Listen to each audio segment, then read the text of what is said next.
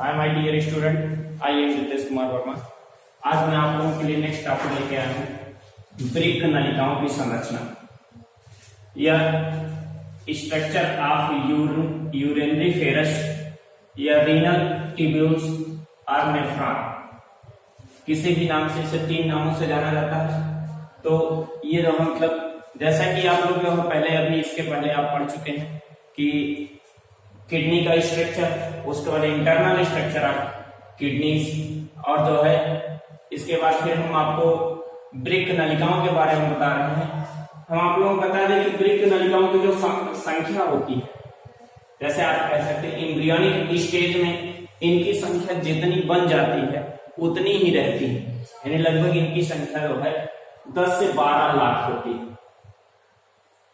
10 से 12 लाख की संख्या होती है और ये इन संख्याओं में मतलब जो है पूरे जीवन काल इस संख्या में कोई भी जो है मतलब परिवर्तन उस प्रकार से आप कह सकते हैं, यानी यहाँ पर कोई भी रीजनरेशन पावर नहीं डेवलप होता। यानी कोई भी अगर नेफ्रॉन या कोई वृक्क नलिका यदि एक बार काम करना बंद कर देती है या डेड हो जाती है तो उस कंडीशन में आप ये चीज नहीं कह सकते कि पुनः उस वृक्क नलिका का या उस नेफ्रॉन का रीजनरेशन होगा, पुनरुत्थान होगा। तो ऐसा कंडीशन नहीं होता। ऐसा कंडीशन क्योंकि यहाँ पर मतलब जो है ये चीज आप कह सकते हैं कि जो नेफ्रॉन्स होती है और न्यूरॉन्स से बॉडी में, ह्यूमन बॉडी में 2 कोशिकाएं होती हैं, नेफ्रॉन और न्यूरॉन। तो नेफ्रॉन और न्यूरॉन दोनों सेलों में से किसी में भी रीजनरेशन पावर नहीं होता, यानी एक बार यदि ये डिस्ट्रॉय हो गई फिर हो गई, उसके बाद इनका कोई यूज नहीं हो सकता, यानी फिर ये पुनः जो मतलब रीजनरेट नहीं हो सकती या पुनः फॉर्मेट नहीं हो सकती। इसलिए इन नलिकाओं का जो और इनका वर्क भी बहुत ही स्पेशली। और इस स्ट्रक्चर में आप वृक्क नलिकाओं की संरचना में देख सकते हैं कि इसमें 4 इसके जो मतलब 4 भाग हो सकते हैं। पहला आप कह सकते हैं माइल्पिलियन कार्पसेल्स, माइल्पिलियन कार्पसेल्स, या जिसे मतलब जो आप कह सकते हैं बोमेन संपुट, बोमेन संपुट।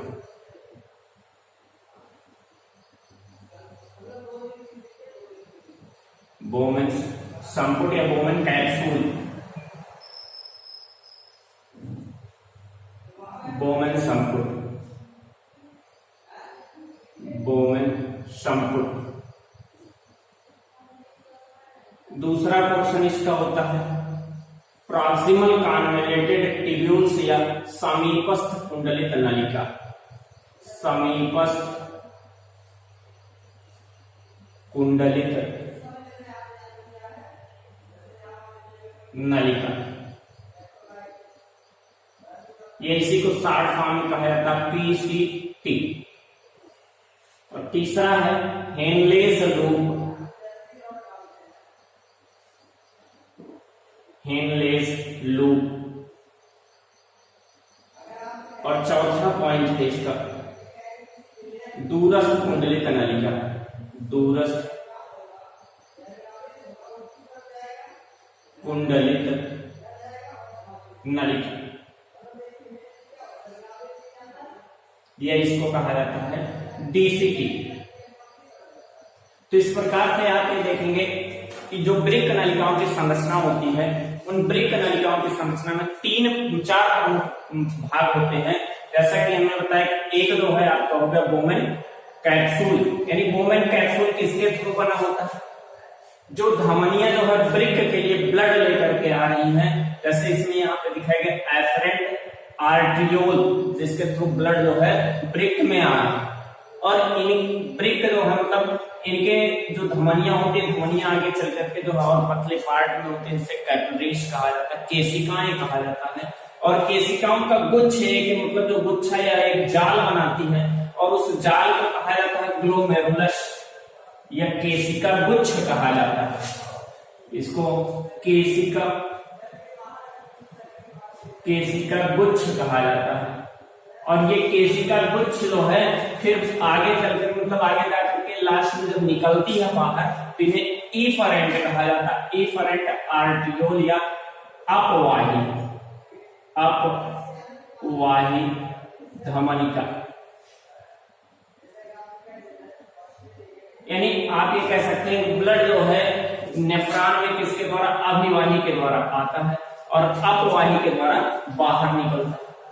तो ऐसा कंडीशन जो है मतलब ऐसी स्थिति जो है इसमें बनती है। और इनके कोशिका गुच्छ के द्वारा, ये केशिकाओं के द्वारा कैपिलरीज के जो है नेटवर्क के द्वारा ग्लोमेरुलस का फॉर्मेशन होता है। और इस ग्लोमेरुलस में जो है एक प्रकार का जो आप कह सकते हैं प्रेशर डेवलप होता है, जिस प्रेशर के थ्रू ब्लड जो होता है वो ब्लड जो है क्या होता है कि मतलब जो है यहाँ से अल्ट्रा फिल्ट्रेट होता है या परानिष्यंदित होता है या आप कह सकते हैं क्षमता।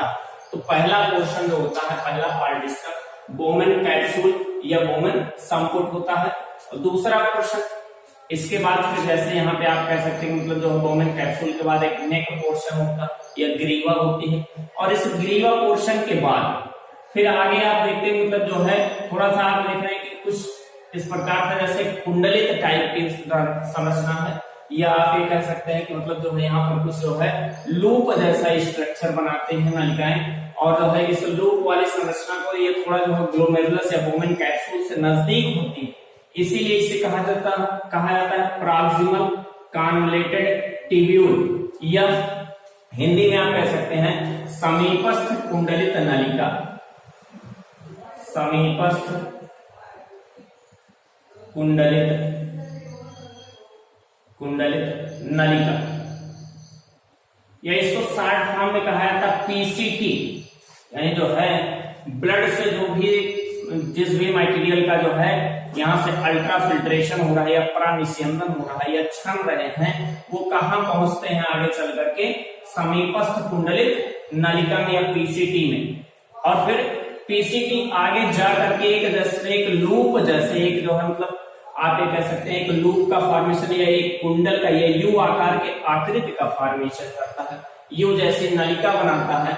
इस नलिका का जो है खोज हेनले नामक साइंटिस्ट के द्वारा किया गया था, इसलिए इन्हें कह दिया गया हेनलेज लूप या हेनले का लूप, हेनले का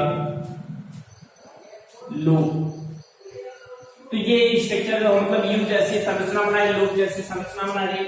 अब इसी में जो है जैसे आप ये कह सकते हैं डिसेंडिंग और असेंडिंग पार्ट कह सकते हैं, यानी एक जो मतलब नीचे की तरफ जा रहे फिर ऊपर की तरफ चढ़ते हुए, यानी एक प्रकार से यू आकार की पॉइंट बनाए हुए। तो इसे में जो है इसी को आप असेंडिंग और डिसेंडिंग पॉइंट से जान सकते हैं। दूसरा फिर आगे चल करके ये नलिका थोड़ा सा और चौड़े भाग में होती है, ठीक है। उस चौड़े भाग को जो है क्या कहा जाता है, डिजिटल कन्वोल्यूटेड ट्यूब्यूल्स या डीसीटी या दूरस्थ कुंडलित नलिका, दूरस्थ कुंडलित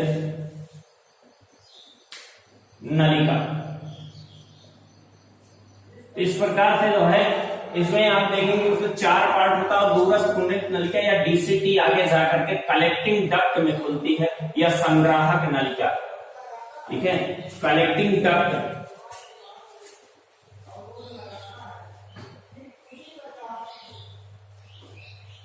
कलेक्टिंग डक्ट या संग्राहक नलिका में, संग्राहक नलिका में खुलती है। यानी इस प्रकार से बहुत सारे जो है मतलब नेफ्रॉन्स या बहुत सारे जो है आप ये कह सकते हैं कि ब्रिक नलिकाएं आगे जाकर के फिर जो है संग्राहक नलिकाओं से मिलती हैं। और यही संग्राहक नलिका पेल्विस से होता हुआ जो है यूरेटर में आकर के खुलता है। तो ये जो है संरचनाएं होती हैं। और इसमें हमने बताया मतलब 4 पॉइंट होता है। थोड़ा सा आप ये देख लीजिए किस प्रकार से जो है यहाँ पर अल्ट्रा फिल्ट्रेशन प्रोसेस होता है या परानिष्यंदन प्रोसेस होता है।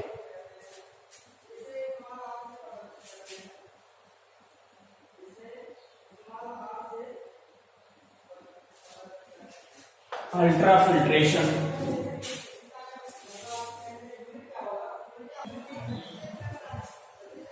जैसा कि आगे हम देखेंगे कि मतलब जो है किस प्रकार से मूत्र निर्माण का फॉर्मेशन होता है या यूरिन फॉर्मेशन, ठीक है। जैसा कि हमने आपको बताया था कि बोमेन कैप्सूल होता है, ग्लोमेरुलस होती है। तो ग्लोमेरुलस और बोमेन कैप्सूल में से यूरिन फॉर्मेशन में आप 3 पॉइंट देखेंगे। पहला है अल्ट्रा फिल्ट्रेशन या परानिष्यंदन का प्रोसेस होता है। दूसरा आप कह सकते हैं चयनात्मक पुनरावशोषण, चयनात्मक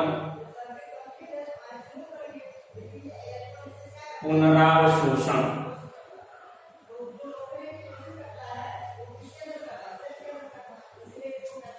और जो है सिक्रीशन माने स्राव। तो ये 3 स्टेप में जो होता है, 3 स्टेप में हमारा जो है यूरिन का फॉर्मेशन या मूत्र का निर्माण होता है। इसमें जैसे आप पहले देखेंगे, हमने बताया कि एफरेंट या अभिवाही धमनी के द्वारा ब्लड जो होता है, वो ब्लड जो है कहाँ पहुंचता है, किडनी के जो है मतलब आप ये कह सकते हैं किडनी के अंदर प्रवेश करेगा और उसके अंदर जो है बोमेन कैप्सूल में इंटर करता है। ब्रिक नलिका के बोमेन कैप्सूल भाग में इंटर करके, और इंटर करने के बाद ये धमनिका जो है मतलब बहुत सारे जो पतले पतले नसों के रूप में, जिसे आप केशिका कहते हैं, या जिसे आप जो मतलब एक प्रकार से कैपिलरीज कह सकते हैं, इसमें ये डिवाइड हो जाती है। ये जो मतलब ब्लड के जो है ब्लड वेसल्स के नेटवर्क के रूप में एक जाल बना लेती हैं, या जो मतलब एक घनी संरचना बनाती है। और इस संरचना के कारण क्या होता है, इस संरचना में ये स्थिति उत्पन्न होती है कि ब्लड जो होता है, जैसे एफरेंट अभिवाही जो धमनिका होती है, इसके अंदर का जो स्थान होता है वो चौड़ा होता है, और इफरेंट या अपवाही धमनी जिसके थ्रू ब्लड यहाँ से बाहर निकलता है, उसके अंदर का स्थान पतला होता है। यानी ब्लड का प्रेशर आने में अधिक होगा और जाते समय कम होगा। यानी इस प्रकार से यहाँ पे ग्लोमेरुलस के अंदर एक जो है मतलब प्रेशर, एक दाब डेवलप होगा, एक दाब उत्पन्न होगा, और उस दाब के कारण ग्लोमेरुलस से जो है इसके रुधिर के जो मटेरियल होते हैं वो छन जाते हैं, या आप ये कह सकते हैं मतलब अल्ट्रा फिल्ट्रेट हो जाते हैं। वो जो है छनने का मतलब जो है यहाँ से इसके अंदर से नसों के थ्रू या केशिकाओं से बाहर निकल जाते हैं, और जब केशिकाओं से बाहर निकल जाते हैं तो उसमें जो निकले हुए जो पदार्थ होते हैं उसमें आप ये कह सकते हैं कि सिर्फ जो है रुधिर कणिकाओं को छोड़ दीजिए, रुधिर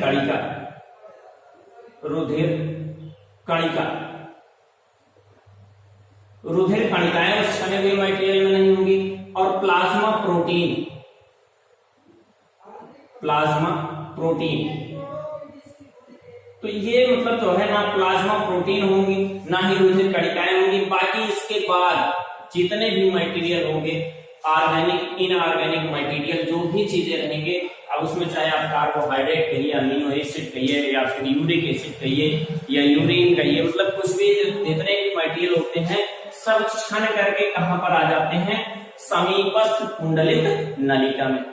ठीक है, अब समीपस्थ कुंडलित नलिका में जब ये पहुंचते हैं, जो मतलब आप कह सकते हैं पीसीटी में पहुंचते हैं, प्रॉक्सिमल कन्वोल्यूटेड ट्यूब्यूल्स में पहुंचते हैं, तो हमारा दूसरा स्टेप होता है। दूसरा स्टेप क्या है, सिलेक्टिव रीएब्जॉर्प्शन या चयनात्मक पुनरावशोषण।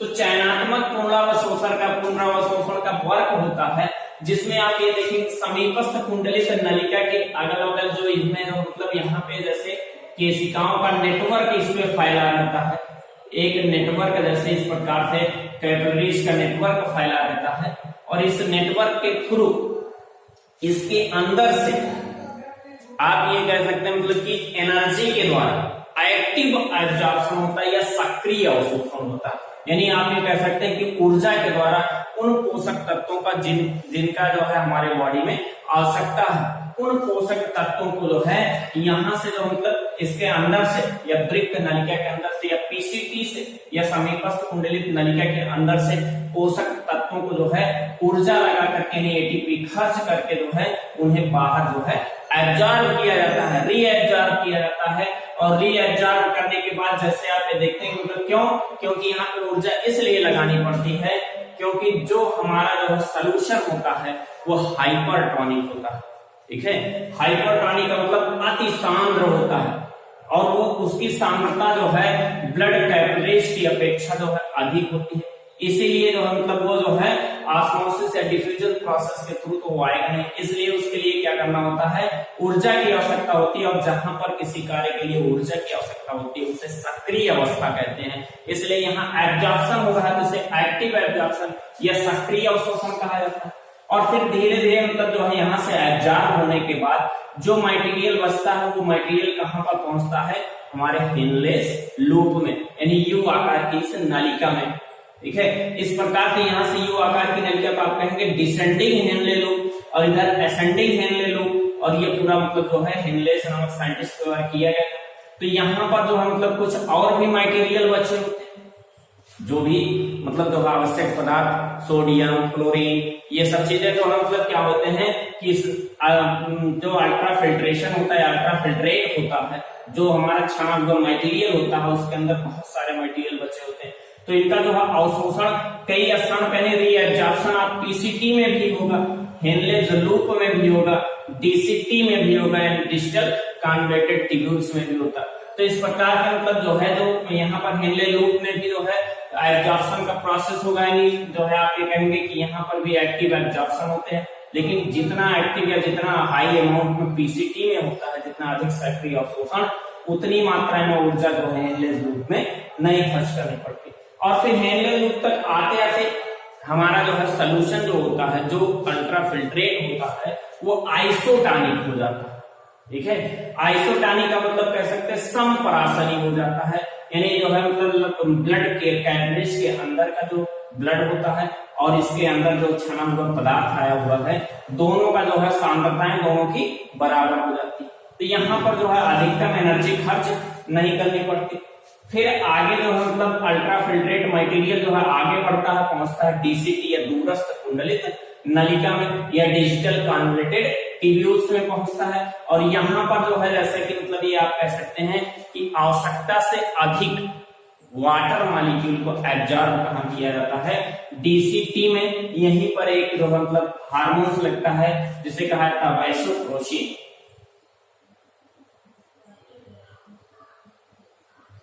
वैसोप्रेसिन को कहा जाता है एंटी डायूरेटिक या एडीएच हार्मोन्स, आप सुनेंगे एडीएच, एंटी डायूरेटिक हार्मोन्स का वर्क होता है।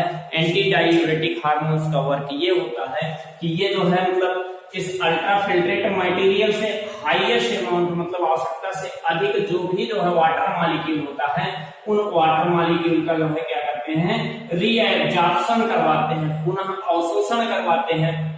और यदि जो है इसकी मात्रा कम होती, ऐसे मतलब जो है व्यक्तियों में, ऐसे व्यक्तियों में मूत्र त्याग की प्रक्रिया अधिकतम होती है, यानी जो मतलब एक प्रकार का डिजीज कह सकते हैं, बार बार उसे जो है मतलब यूरिन सिक्रीशन करना पड़ेगा, यूरिन का जो है उत्सर्जन करना पड़ता है, तो उसमें जो है वैसोप्रेसिन की मात्रा कम होती है। तो आवश्यकता से अधिक मात्रा में जल को अब्जॉर्ब करने का काम कहाँ किया जाता है, डीसीटी या दूरस्थ कुंडलित नलिका में। और फिर बाकी बचा हुआ जो मटेरियल होता है वही यूरिन होता है, और यूरिन जो है इधर डीसीटी से होता हुआ कलेक्टिंग डक्ट या संग्राहक नलिका में पहुंचता है, और संग्राहक नलिका से होते हुए जो है यूरिन मतलब जो है आप कह सकते हैं मूत्र नलिका के द्वारा जो होता हुआ ये मूत्राशय में जाके एकत्रित हो जाता है। तो एक मतलब जो है, और जो सिक्रीशन का इस प्रकार से जो है समय समय पर शरीर से जो है मतलब उत्सर्जित पदार्थ को शरीर से बाहर निकाला जाता है। ये प्रोसेस क्या होता है आपका, सिक्रीशन। तो ये आज का टॉपिक यहीं तक, आगे नेक्स्ट टॉपिक। Thank you.